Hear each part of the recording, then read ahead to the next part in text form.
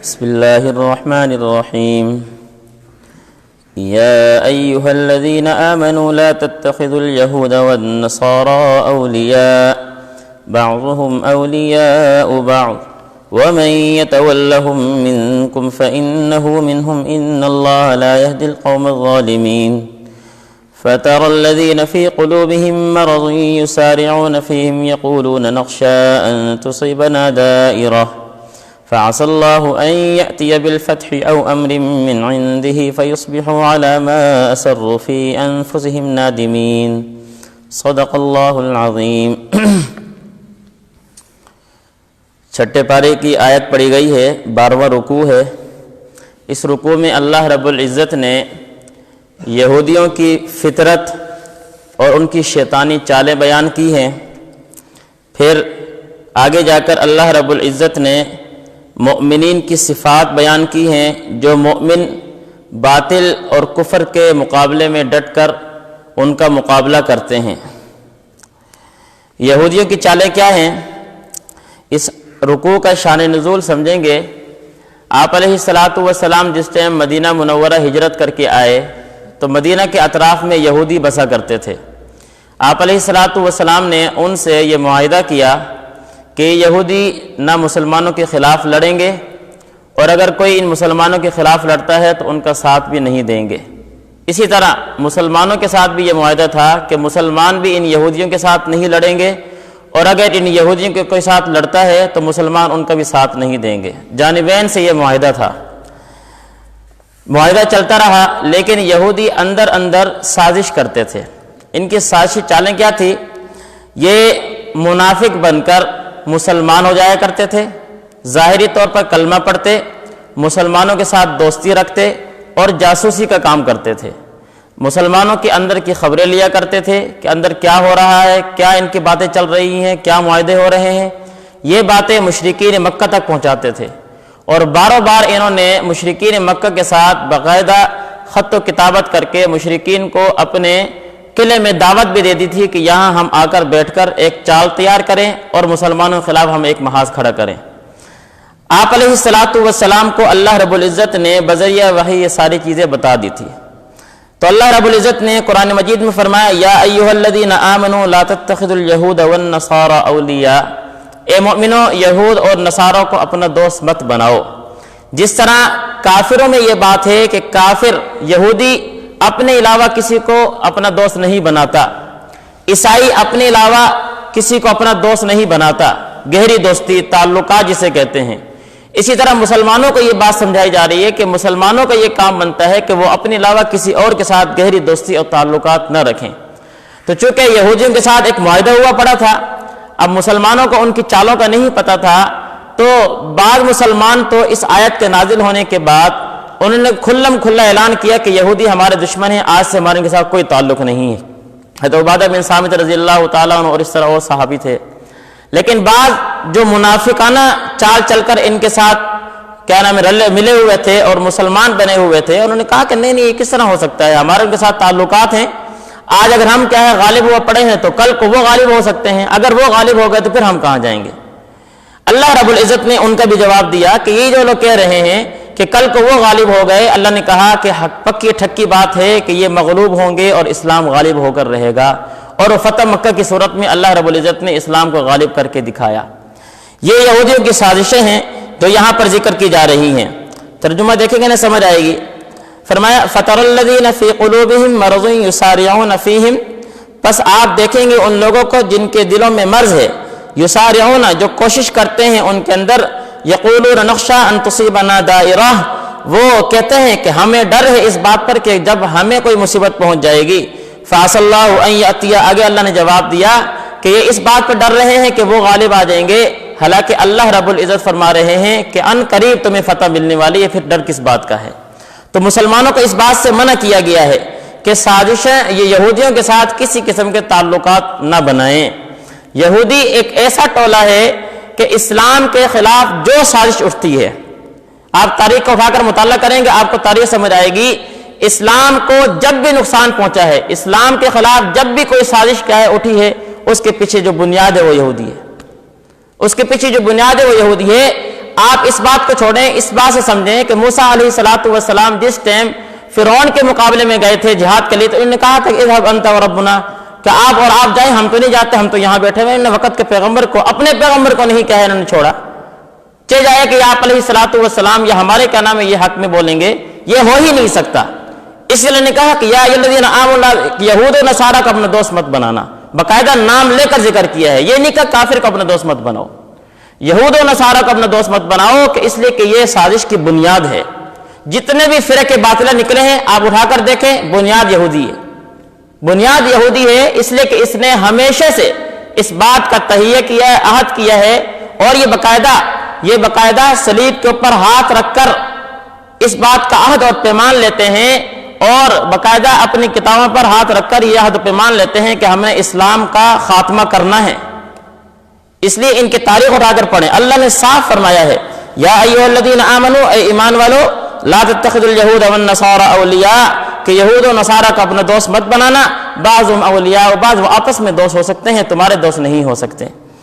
آگے اللہ رب العزت نے فرمایا کہ اگر مسلمان باز نہیں آئیں گے ان کے ساتھ دوستی کرنے سے، مسلمان پھر بھی ان کے ساتھ گہری دوستی رکھیں گے، تعلقات رکھیں گے، موالات آپس میں محبتیں رکھیں گے، اللہ نے فرمایا پھر سن لو، یا ایھا الذین آمنوا من یرتد منکم عن دینہ، اگر تم میں سے ایک طبقہ ایسا ہے جو ان کے ساتھ دوستی اور تعلقات کرنا چاہتا ہے اور اسلام سے پھرنا چاہتا ہے، فرمایا فسوف یأتی اللہ بقوم یحبہم، تو پھر سنو ان قریب اللہ ایک ایسی قوم لے کر آنے والے ہیں، ایک ایسی جماعت لے کر آنے والے ہیں، یحبہم ویحبونہ، کہ وہ جماعت اللہ سے محبت کرے گی اور اللہ ان سے محبت کرے گا۔ پہلی صفت، جو جماعت ایسی آئے گی جو یہودیوں کے ساتھ، نصارہ کے ساتھ اپنی دوستی نہیں بنائے گی، ان کی 4 صفات ذکر کی ہیں۔ پہلی صفت یحبہم ویحبونہ، کہ وہ جماعت ایسی ہوگی کہ وہ اللہ سے محبت کرے گی اور اللہ ان سے محبت کرے گی۔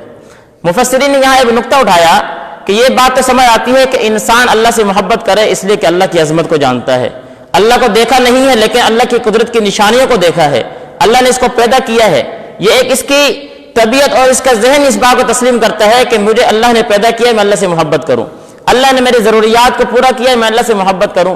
لیکن یہ بات سمجھ نہیں آتی کہ اللہ ان سے محبت کریں گے، یہ تو انسان کی طبیعت ہی نہیں ہے۔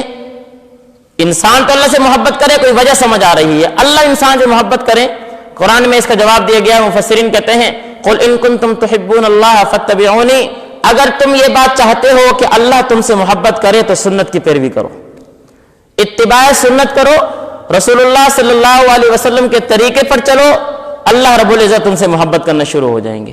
یہ کیا ہے؟ بہترین تمہیں علامت اور ایک نشانی بتائی جا رہی ہے کہ اگر تم یہ چاہتے ہو کہ اللہ تم سے محبت کرے تو اس کی نشانی یہ ہے کہ آپ علیہ السلام کے طریقے کو اپنا لو، آپ علیہ السلام کی اتباع کرو، اللہ تم سے محبت کرنا شروع ہو جائیں گے۔ تو پہلی صفت یحبہم ویحبونہ۔ دوسری صفت اذلۃ علی المؤمنین اعزۃ علی الکافرین۔ اذلہ یہ ذلول سے ہے، ذلول کا معنی نرم، کہ یہ جو جماعت ہوئے گی جو یہود و نصارہ کو اپنا دوست نہیں بنائے گی، اس کی دوسری صفت یہ ہے کہ یہ مسلمانوں کے حق میں مسلمانوں کے ساتھ نرم خو ہوں گے، مسلمانوں کے ساتھ ان کا جو رویہ ہوگا وہ نرم ہوگا، وہ اچھا ہوگا۔ اسی کو کہا گیا ہے رحماء بینہم، کہ آپس میں بھائی بھائی ہیں، مسلمان آپس میں بھائی بھائی کی طرح رہا کرتے ہیں، ایک دوسرے کے ساتھ وہ محبت والا سلوک کرتے ہیں، دشمنی والا اور عداوت والا اور بغض والا سلوک نہیں کرتے۔ اذلۃ علی المؤمنین اعزۃ علی الکافرین، ہاں جب کافروں کا مقابلہ آتا ہے، دین کے دشمنوں کا مقابلہ آتا ہے تو وہاں سخت ہو جاتے ہیں، وہاں اللہ رب العزت کی پھر جو ہے وہ غیرت اور دین کی غیرت سامنے آ جاتی ہے۔ وہاں پر پھر انسان یہ نہیں دیکھتا کہ میرا رشتہ دار ہے، یہ میرا دوست ہے، یہ سمجھتا ہے کہ میرے دین کا دشمن ہے، میرے اللہ کا دشمن ہے۔ دوسری صفت یہ ہے اذلۃ علی المؤمنین اعزۃ علی الکافرین۔ تیسری صفت یجاہدون فی سبیل اللہ، بڑی عجیب صفت بیان کی ہے۔ تیسری صفت اس جماعت کی یہ ہوگی کہ یہ اللہ کے راستے میں جہاد کرے گی۔ مفسرین کہتے ہیں کہ دین کے بقا کے لیے صرف یہی ضروری نہیں ہے کہ انسان کیا ہے دین پر چلنے والا ہو، دین کے بقا کے لیے یہی ضروری ہے کہ انسان عبادت گزار ہو، نوافل پڑھے، نمازیں پڑھے، روزے رکھے، ذکر و اذکار کرے، تلاوت کرے تو دین باقی رہے گا۔ اس کے بقا کے لیے اتنی بات کافی نہیں ہے، بلکہ مقابلے کے لیے انسان کو ہتھیار رکھنا پڑے گا۔ کافروں کے مقابلے کے لیے انسان کو تیار ہونا پڑے گا تاکہ کافروں کے اوپر تمہارا رعب اور دبدبہ بیٹھا رہے۔ یہ ہے یجاہدون فی سبیل اللہ، کہ جب تک جہاد فی سبیل اللہ مسلمانوں میں رہے گا اور مسلمان اس کے ساتھ دلی محبت کریں گے، اس وقت تک کافر کیا ہے، کبھی بھی مسلمانوں کے خلاف نہیں کھڑے ہو سکتے، متحد نہیں ہو سکتے۔ اور آج جو کافر متحد ہے اس کی وجہ یہی ہے۔ اور یہ بھی کہنا میں یہود کی سازش ہے کہ انہوں نے مسلمانوں کے دلوں سے جہاد کا جذبہ ختم کیا ہے۔ جہاد کو انہوں نے فساد بتایا، جہاد کو انہوں نے اسلام کے خلاف بتایا، اور یہ نعرہ لگایا کہ جہاد کہاں اسلام سے، دین اسلام کہاں تلوار سے پھیلا ہے، اسلام تو کیا ہے، محبت سے پھیلا ہے، امن سے پھیلا ہے۔ یہ نعرہ لگا کر ہمیں سمجھایا گیا ہے اور ہم نے سمجھا جی واقعی بات ایسی ہے۔ آپ علیہ الصلوۃ والسلام کے زمانے میں کتنے قتال ہوئے ہیں، لیکن یہ بات ہمیں سمجھ نہیں آئی کہ اس موقع پر مسلمانوں کے ہاتھ مضبوط تھے، تلواریں ہاتھ میں تھے، اس لیے کسی کافر کو جرت نہیں ہوئی تھی اٹھنے کی۔ یہ بات ہمیں سمجھ نہیں آئی، اس لیے فرمایا کہ اس جماعت کی صفت یہ ہے یجاہدون فی سبیل اللہ، اللہ رب العزت کے راستے میں جہاد کرے گی، ولا یخافون لومۃ لائم، اور چوتھی صفت یہ ہے کہ اپنوں کے تانے برداشت کرے گی، اس سے کیا نام اس کو کوئی فرق نہیں پڑے گا۔ جس ٹائم انسان دشمن کے مقابلے میں کھڑا ہوتا ہے تو دو ہی چیزیں اس کو رکاوٹ ہوتی ہیں۔ ایک چیز یہ رکاوٹ ہوتی ہے کہ اپنے اس کو تانا دینا شروع کر دیتے ہیں، تو کیا کر رہا ہے، اپنا کام کر۔ دوسری رکاوٹ یہ ہوتی ہے کہ مد مقابل دشمن کیا ہے، طاقتور ہوتا ہے تو اس کی ہمت نہیں ہو رہی ہوتی۔ تو یجاہدون فی سبیل اللہ، جب جہاد کرے گا تو اس کی ہمت بڑھے گی، اس کا ہاتھ مضبوط ہوئے گا۔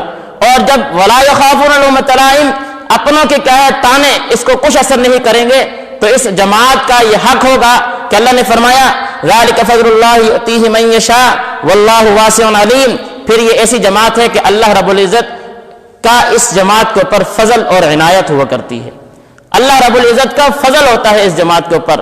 اب مفسرین کہتے ہیں کہ اس جماعت سے مراد کون ہے؟ آپ علیہ الصلوۃ والسلام کے زمانے میں چند فتنے اٹھے تھے۔ ایک فتنہ اٹھا تھا مدعی نبوت کا، مسلمہ کذاب اٹھا، اسود انسی اٹھا، تیسرا خویلد بن خویلد تھا، طلیحہ بن خویلد، یہ تین کیا نام ہے مدعی نبوت اٹھے تھے۔ آپ علیہ الصلوۃ والسلام نے اپنے زمانے میں جس کے خلاف اعلان جہاد کیا تھا، مسلمہ ان کے خلاف کہ اس کے خلاف کہ ہے اعلان جہاد کا موقع نہیں ملا کہ آپ علیہ الصلوۃ والسلام کی وفات ہو گئی۔ اسود انسی چونکہ یہ یمن میں تھا، آپ علیہ الصلوۃ والسلام نے یمن کے گورنر کو کہا تھا اس کے خلاف اعلان جہاد کرو، اور آپ علیہ الصلوۃ والسلام جس رات فوت ہوئے اس سے پچھلی رات کو اس کا قتل ہو گیا تھا، لیکن آپ علیہ الصلوۃ والسلام کے انتقال کی وجہ سے پتہ نہ چل سکا۔ پھر ربیع الاول کے آخر میں اس کی خبر آئی، اور جو طلیحہ تھا اس کے بارے میں حضرت خالد رضی اللہ تعالیٰ عنہ کو صدیق اکبر رضی اللہ تعالیٰ عنہ نے باقاعدہ بھیجا تھا، یہ بھاگ کر نکل گیا تھا، بعد میں پھر یہ اسلام قبول کر تو مسلمان ہو گیا تھا۔ یہ تین کیا ہے فتنے اٹھے تھے، اور 7 قبائل اس طرح کے تھے جنہوں نے زکوٰۃ دینے سے انکار کر دیا تھا۔ یہ موٹے موٹے اہم چیزیں تھی جو اسلام کی بنیادیں تھی، انہوں نے اس چیز سے انکار کر دیا۔ حضرت صدیق اکبر رضی اللہ تعالیٰ عنہ کھڑے ہوئے اور انہوں نے کہا کہ ایسا ہو نہیں سکتا کہ صدیق اکبر زندہ رہے اور نبی کا دین کیا ہے بڑھتا رہے، ایسا ہو نہیں سکتا۔ صحابہ نے کہا کہ آپ کیا کر رہے ہیں، اگر اس موقع پر جب آپ علیہ الصلوۃ والسلام کی وفات ہو چکی ہے ہم ان کے خلاف اعلان جہاد کرتے ہیں اور اپنے اندر کے لوگوں کو ہم اندر میں مشغول کر دیں گے تو باہر کا دشمن کیا ہے ہمارے پر حملہ ور ہو سکتا ہے۔ آپ نے فرمایا کہ میں یہ بات برداشت نہیں کر سکتا، دنیا کی کیا ہے انسان حجر و شجر ساری چیزیں میرے خلاف اٹھ کر آ جائیں، میں پھر بھی کیا ہے اعلان جہاد کروں گا۔ اور گھوڑے پہ بیٹھے نکل پڑے، صحابہ سامنے ہو گئے، آپ کو بٹھایا، پھر ساروں خلاف ٹولیاں بنائی گئی اور اعلان جہاد کروایا گیا۔ اللہ رب العزت نے پھر آپ کو فتح نصیب فرمائی۔ اس سے مراد صدیق اکبر رضی اللہ تعالیٰ عنہ کی جماعت ہے۔ امی عائشہ صدیقہ فرماتی ہیں کہ جو بوجھ آپ علیہ الصلوۃ والسلام کی وفات کے بعد صدیق اکبر میرے والد کے اوپر آیا تھا، اگر یہ بوجھ پہاڑوں پر آتے تو پہاڑ ریزہ ریزہ ہو جاتے، اور واقعی اس طرح کی بات ہے۔ یہ صدیق اکبر رضی اللہ عنہ کا جگرا تھا کہ انہوں نے اس بوجھ کو کس طرح برداشت کیا اور ہمارے لیے دین کی حفاظت کر کے ہمیں دین پہنچایا ہے۔ عمر فاروق رضی اللہ تعالیٰ عنہ جو اتنے جلیل القدر اور کافروں کے خلاف اتنے سخت ہیں، وہ کہتے ہیں عمر صدیق کیا کر رہے ہو، صدیق کیا کر رہے ہو؟ بالآخر حضرت صدیق اکبر نے فرمایا کہ اے عمر تجھے کیا ہو گیا ہے کہ تو کیا نام ہے پہلے تو جو کفر کے خلاف اتنا سخت تھا اور اب تو بالکل نرم ہو کے بیٹھا ہوا ہے۔ یعنی اس موقع پر جو فتنے اٹھے تھے ان فتنوں کو جو دبایا ہے وہ صدیق اکبر رضی اللہ تعالیٰ نے دبایا ہے۔ اب آیا اب بھی کوئی جماعت اس کیا نام ہے آیت کی مصداق ہو سکتی ہے؟ مفسرین کہتے ہیں کہ ہاں، اس جماعت کی مصداق کیا ہے، وہ قیامت تک آنے والی ہر جماعت ایسی ہو سکتی ہے جو ان صفات کی حامل ہو، جو ان صفات کی حامل ہو وہ اس جماعت کی مصداق ہو سکتی ہے، اور اللہ رب العزت نے اس جماعت کو کیا ہے ان صفات کا مصداق بنایا ہے۔ آخر میں اللہ نے فرمایا وَمَن يَتَوَلَّ اللَّهَ وَرَسُولَهُ وَالَّذِينَ آمَنُوا فَإِنَّ حِزْبَ اللَّهِ هُمُ الْغَالِبُونَ، کہ مسلمان کا کام کیا بنتا ہے، کن لوگوں سے دوستی کرے، اللہ سے دوستی کرے، رسول سے دوستی کرے، والذین آمنوا، اور ان لوگوں سے دوستی کرے جو ایمان لے کر آئے ہیں۔ جو مومن ہیں یہ تین طبقے ہیں، ان سب کے سے محبت کرنی چاہیے، ان سے دوستی کرنی چاہیے، اس کے علاوہ کسی اور کو اپنا تعلق نہیں بنانا چاہیے۔ پھر جب مسلمان یہ کام کرے گا، اللہ نے فرمایا فَإِنَّ حِزْبَ اللَّهِ هُمُ الْغَالِبُونَ، جب مسلمان اللہ سے، اللہ کے رسول سے، مومن سے، مسلمانوں سے محبت کرے گا، اللہ اس جماعت کو غالب کر دیں گے۔ اور ہماری مغلوبیت کی نشانی اب یہی ہے کہ ہم جو مغلوب ہو رہے ہیں، ہم نے مسلمان کو تو اپنا دشمن سمجھ لیا ہے، میرا پڑوسی ہے، میں اس سے کہنا میں اپنے بھائی کو سمجھنے کے لیے تیار نہیں ہوتا، کوئی حقوق نہیں ہے، لیکن وہ باہر کے ملک میں کافر رہتا ہے، میں دین کے کیا ہے اس میں اس کو اپنا کیا ہے مسلمان اپنا وہ سارے کیا ہے موالات، ساری محبتیں میں اس کو دے رہا ہوتا ہوں، جبکہ پس پش کیا ہے وہ میرے خلاف سازشیں کر رہا ہوتا ہے۔ اس لیے قرآن مجید کے اس رکوع کے مطلب کو سمجھیں کہ یہودی یہ ایسے سازشی ٹولہ ہے، یہ کبھی بھی یہ آپ کا حامی نہیں ہو سکتا، کبھی بھی آپ کا معاون نہیں ہو سکتا، کبھی بھی کیا ہے آپ کا ہمدرد نہیں ہو سکتا، اس کی ہمدردی میں بھی کیا ہے آپ کے خلاف سازش ہوئے گی۔ اللہ ہمیں سمجھنے کی توفیق نصیب فرمائے۔